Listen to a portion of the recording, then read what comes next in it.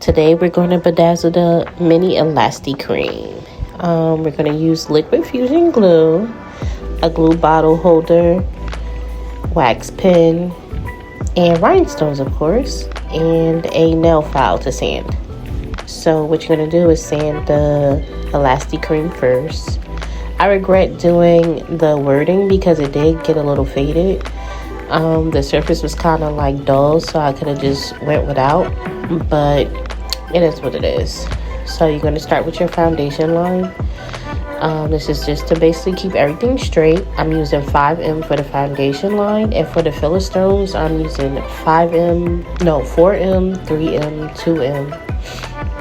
And what you want to do with this first line is kind of leave a little space in between the rhinestones, just a little bit, nothing too crazy, just so that the first two lines you don't have to add a filler stone so soon. And that's why I leave just a tiny bit of space in between the rhinestones. You're going to see me adjust that here in a moment, and then I'm going to continue to do the honeycomb method with this.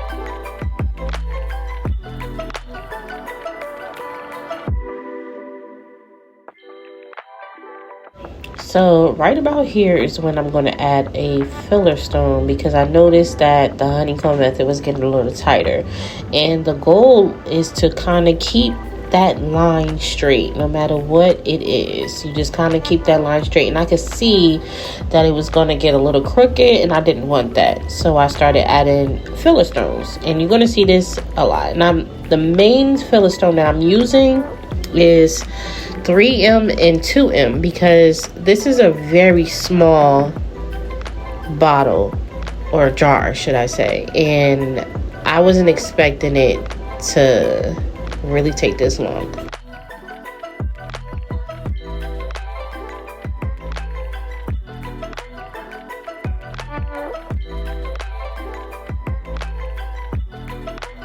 So as we get closer to the bottom of the jar, it's getting tighter with the honeycomb method, so you're going to see me take out rhinestones to adjust, to make sure that line is straight, because ultimately if the line is straight, the honeycomb method is still intact. So I'm just trying to find the right placement. I felt like the 2M and the 3M was really helpful with keeping the line straight, even though my primary stone was 5M, but I had to take it off and then, readjust just to keep that pattern going, and that's totally okay.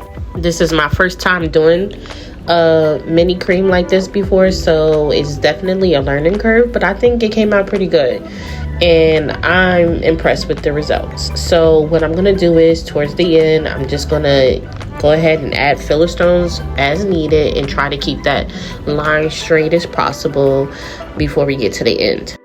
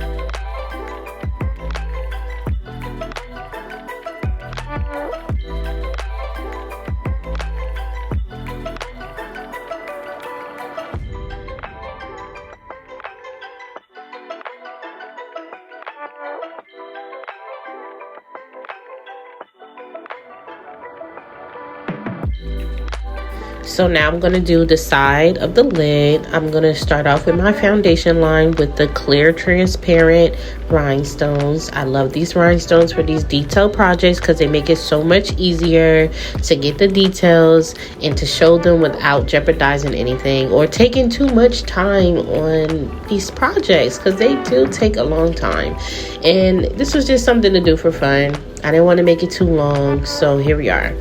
But I did do this by sections because I wanted to see just how many rows of the 5M rhinestones I needed, and I only needed 5, which is good. And I did that. You just have to be careful with transparent rhinestones because, like, I skipped one before in a previous project, and because I'm using clear glue, it's a little trickier to tell if I really did put a rhinestone down or not. But just keep that in mind. And I'm just going to continue doing the honeycomb method towards the end. Try to keep those lines straight as much as possible, and make sure that I'm using enough glue.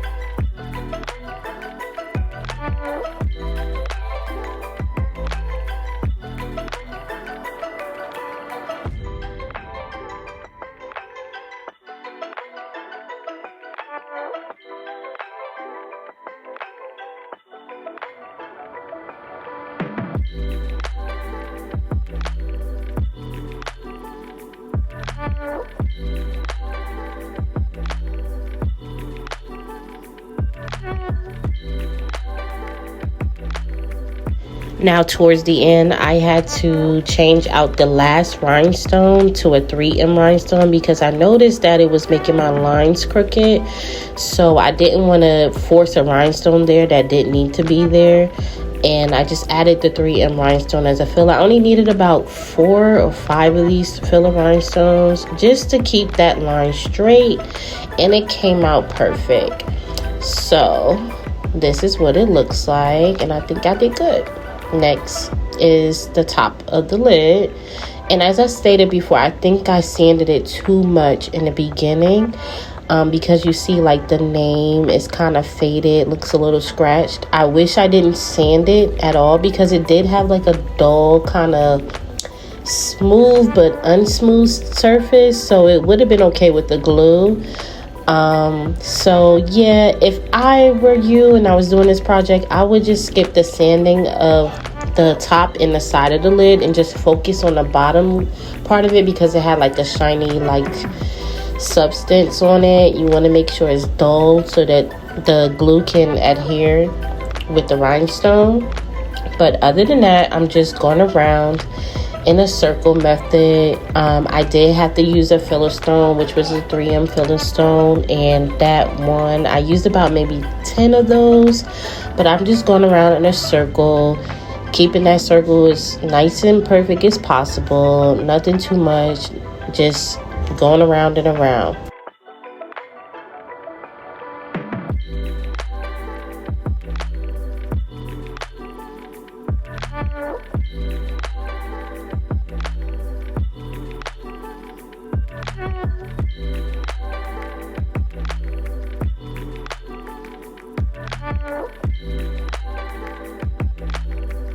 And here's the final product. It came out so cute. I love it.